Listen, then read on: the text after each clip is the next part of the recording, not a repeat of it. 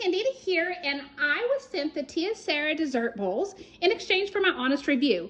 So I wanted you to see how they're going to come. They come in a nice little box, and they've got the little foam padding here to keep them nice and safe.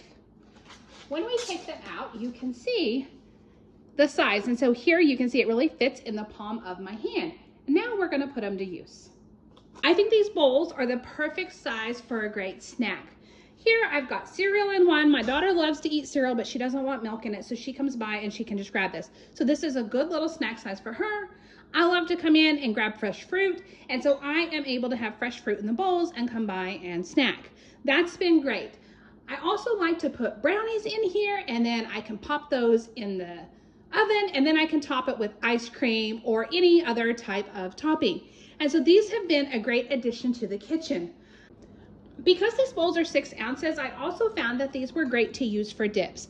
I have Sunday dinner at my house every week, and so we always have a spread of food, and these are perfect for using the different condiments or even holding the dips that we have.